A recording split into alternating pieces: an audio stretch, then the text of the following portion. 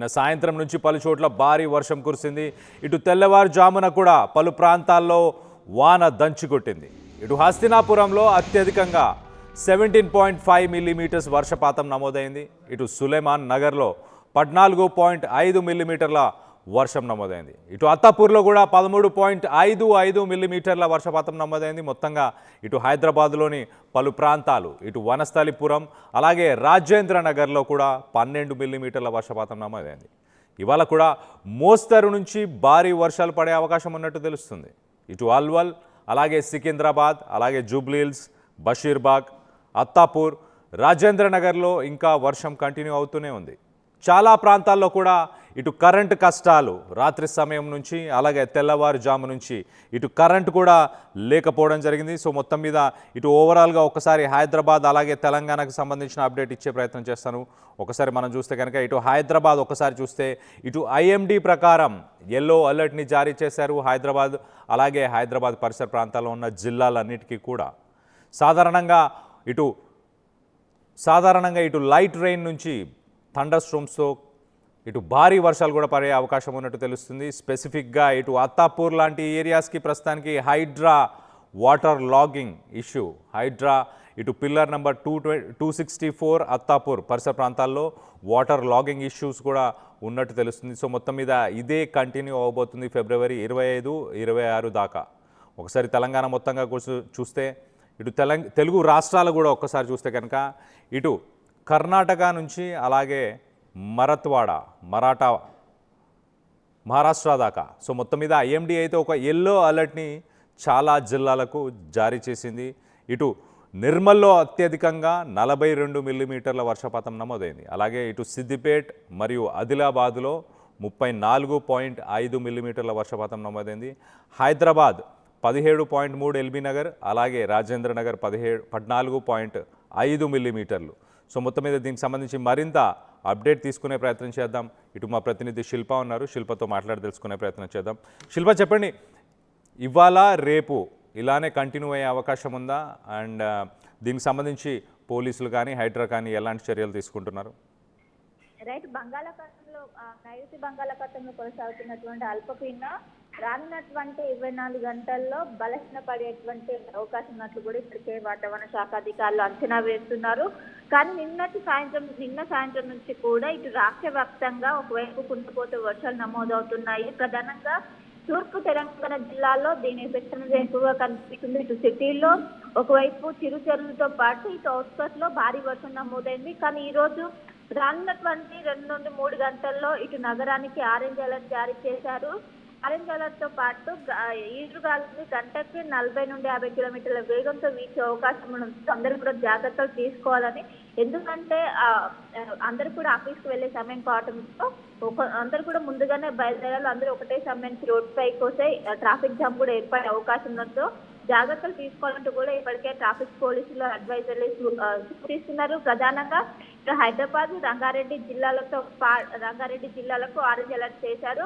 రానున్నటువంటి 2 నుండి 3 గంటల్లో గంటకు 40 నుండి 50 కిలోమీటర్ల వేగంతో పాటు ఉరుములు మెరుపులతో కూడినటువంటి వర్షం నమోదవడానికి ఆస్కారం ఉన్నట్లు కూడా ఇప్పటికే చెప్పారు. ఇంకోవైపు కొన్ని జిల్లాలకు జనగాం, జోగులాంబ గద్వాల్, మహబూబ్ నగర్, మేడ్చల్, మల్కాజ్గిరి, నాగర్ కర్నూల్, నల్గొండ, నారాయణపేట, సంగారెడ్డి, సూర్యాపేట, వికారాబాద్, వనపర్తి, యాదాద్రి, భువనగిరి జిల్లాలో ఎల్లో అలర్ట్ జారీ చేశారు. అక్కడ కూడా ఒకవైపు ఉరుములు మెరుపులతో కూడినటువంటి వర్షంతో పాటు ఈదురుగాలు గంటకు 40 నుండి 50 కిలోమీటర్ల వేగంతో వీచే అవకాశం ఉండడంతో జాగ్రత్తగా తీసుకోవాలంటూ కూడా ఒకవైపు ఇటు సిటీకి ఆరెంజ్ అలర్ట్ జారీ చేశారు. ఇంకోవైపు అటు జిల్లాలకి ఎల్లో అలర్ట్ జారీ చేసి ఖచ్చితంగా రానున్నటువంటి 2 నుండి 3 గంటలు ఈ నగరానికి ఎంతో కీలకమని చెప్పుకోవచ్చు. ఒకవైపు రానున్నటువంటి 24 గంటల్లో అది బలహీనపడుతున్నట్టు కూడా ఇప్పటికే చెప్పారు.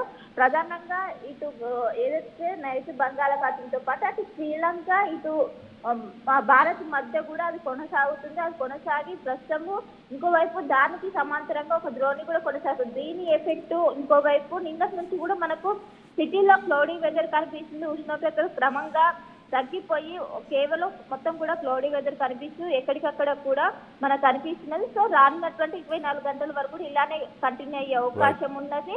అండ్ ప్రస్తుతం అయితే నగరానికి ఆరెంజ్ అలర్ట్ కొనసాగుతుంది, ఇటు జిల్లాలకు ఎల్లో అలర్ట్ కొనసాగుతుంది.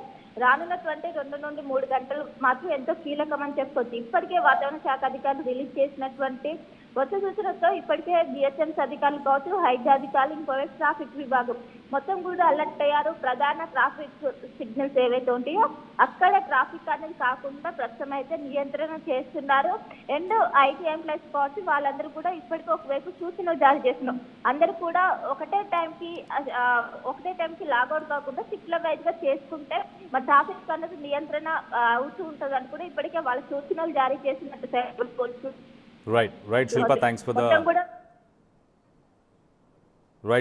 For the latest update. మొత్తం మీద ఎవరైతే ఇటు పంటకు సంబంధించి కూడా కొంత సూచనలు జారీ చేశారు, హార్వెస్టెడ్ క్రాప్స్ని, పండిన పంటని మీరు బయట పెట్టకపోవడం, అలాగే ట్రాఫిక్ కంజెక్షన్ కూడా ఉండే అవకాశం ఉన్నట్టు తెలుస్తుంది. సో 10 నుంచి 15 నిమిషాలని ప్లాన్ చేసుకొని వెళ్ళండి. 10 నుంచి 15 నిమిషాలు మీ జర్నీ టైమ్స్ కూడా ఇంక్రీజ్ అయ్యే అవకాశం ఉన్నట్టు కూడా తెలుస్తుంది. అలాగే కొన్ని ప్రికాషన్స్ని కూడా చెప్పే ప్రయత్నం చేశారు. ఎక్కడైతే వాటర్ లెవెల్ ఎక్కువగా ఉంటుందో అక్కడ ప్రయాణం చేయకుండా ఉండండి.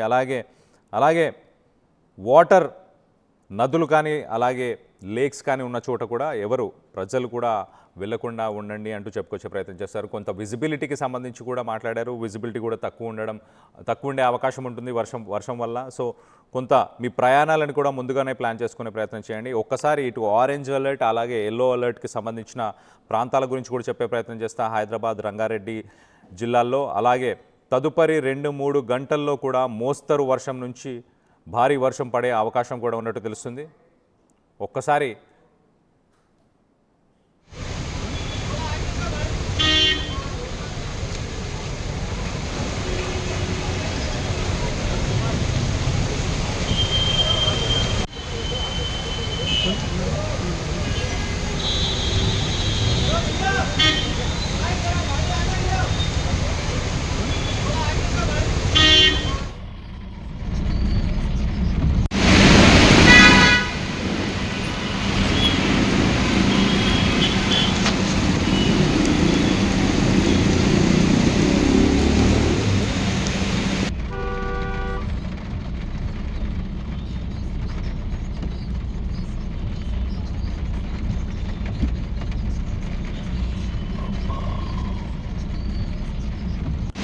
మనం చూస్తున్నాము రాజేంద్ర నగర్, అత్తాపూర్కి సంబంధించిన విజువల్స్. పిల్లర్ నెంబర్ 264 పరిసర ప్రాంతాల్లో వాటర్ లాగింగ్ కండిషన్, అలాగే అక్కడున్న హైడ్రా వెహికల్స్ని మనం చూస్తున్నాము.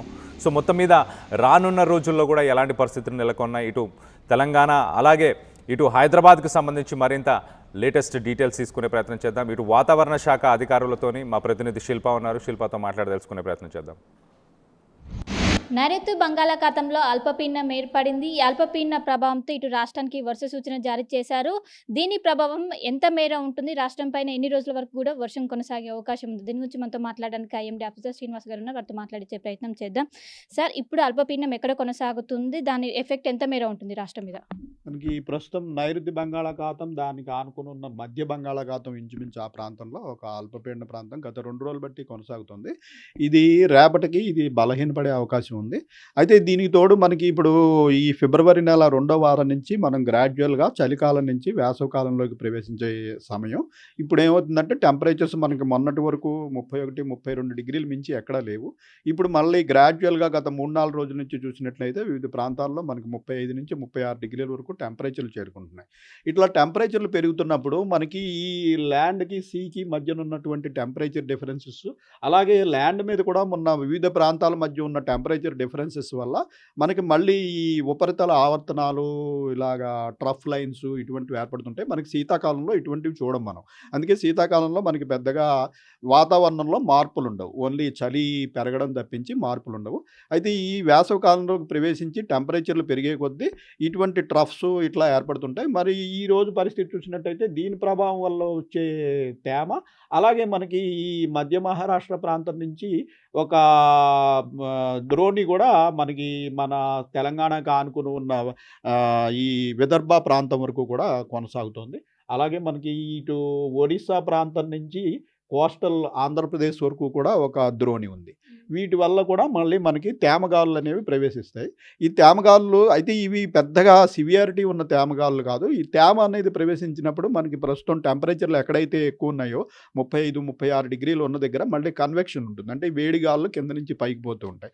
వేడి గాలులు కిందకి పోయిన సమయంలో ఇలా తేమగాలులు ప్రవేశిస్తే మళ్ళీ మనకి సాయంత్రం సమయంలో ఉరుములు మెరుపులతోటి జల్లులు పడే అవకాశం ఉంటుంది.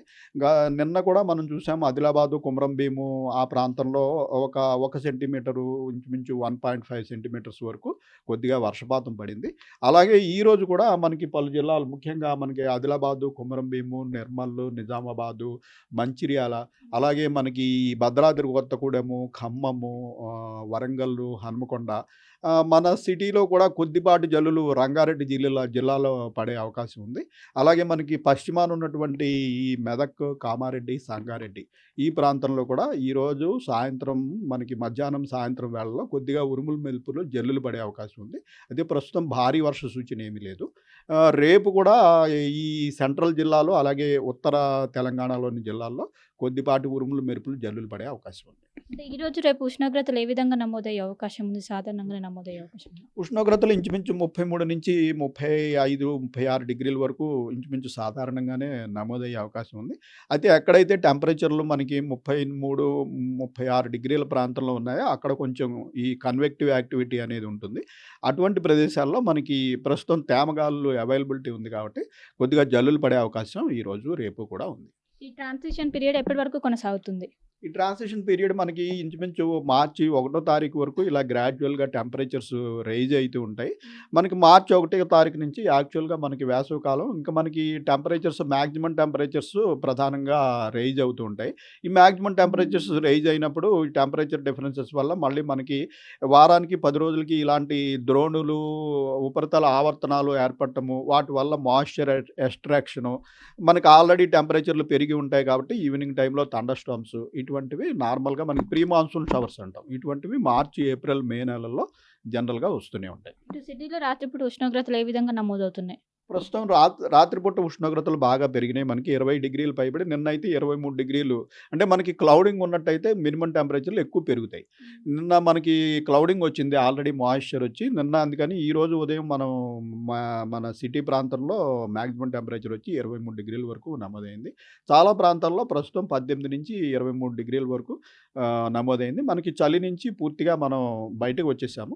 ప్రస్తుతం మినిమం టెంపరేచర్లు పెరగడము, దానికి తోడు మ్యాక్సిమం టెంపరేచర్లు కూడా రైజ్ అవ్వడం వల్ల ఈ మాయిశ్చర్ ఎక్కువ ఉండటం వల్ల ప్రస్తుతం మనకి కొంచెం ఉక్కపోత ఇటువంటి ప్రాబ్లమ్స్ కూడా స్టార్ట్ అవుతాయి. అంటే వచ్చే 24 గంటల్లో బలహీన పడుతుందా అల్పపీడనం? వచ్చే 24 గంటల్లో ఈ అల్పపీడనం బలహీన పడుతుంది. అయితే ప్రస్తుతం మనకి ఇటు మహారాష్ట్ర నుంచి విదర్భ వరకు కూడా ఒక ద్రోణి, అలాగే ఒరిస్సా నుంచి నార్త్ కోస్టల్ ఆంధ్రప్రదేశ్ వరకు కూడా ఒక ద్రోణి నడుస్తున్నందున రేపు కూడా మనకి తేమగాలు తెలంగాణలోకి ప్రవేశించే అవకాశం ఉంది. సో ఈరోజు రేపు మనకి ఈవినింగ్ టైంలో అక్కడక్కడ ఈ ఉరుములతో కూడిన జల్లులు పడే అవకాశం ఉంది. సో మొత్తం మీద ప్రస్తుతం ఇక్కడ నైరుతి బంగాళాఖాతం దగ్గర ప్రస్తుతం అల్పపీడనం అనేది కొనసాగుతుంది.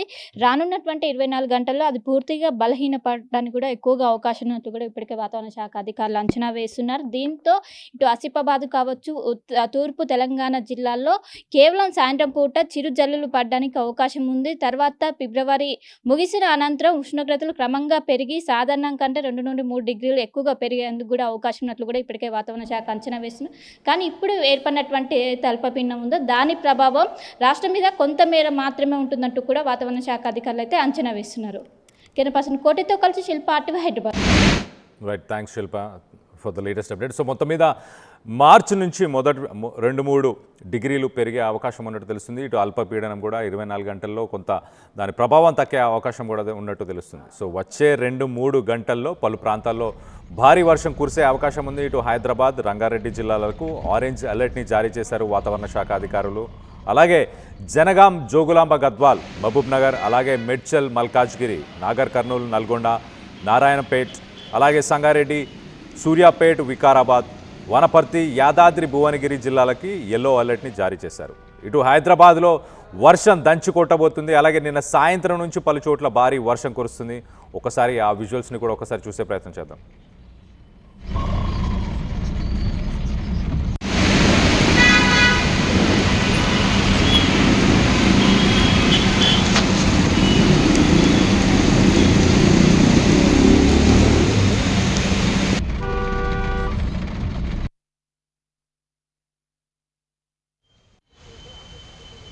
రైట్, మనం విజువల్స్లో చూడొచ్చు.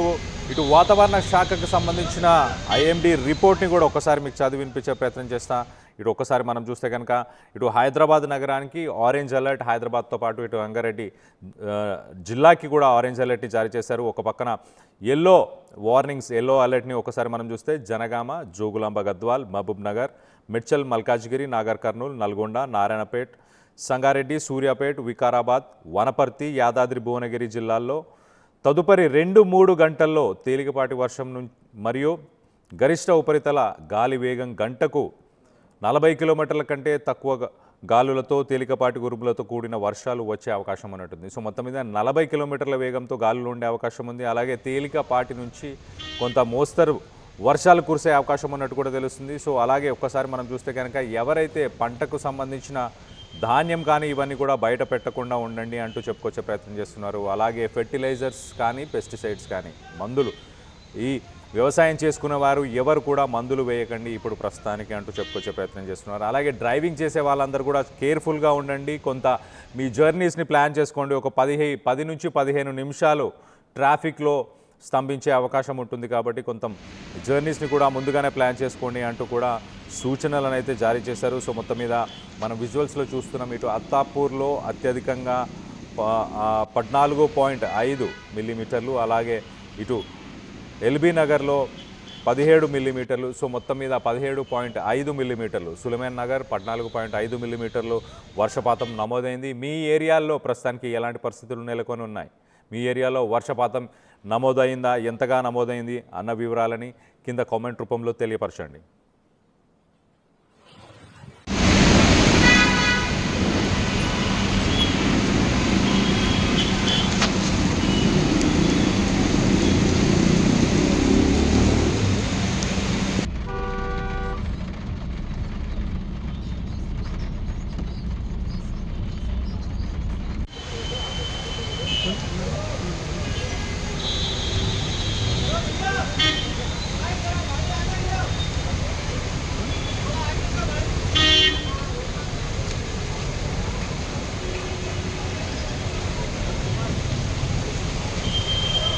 అసలైన తొలి వెలుగు.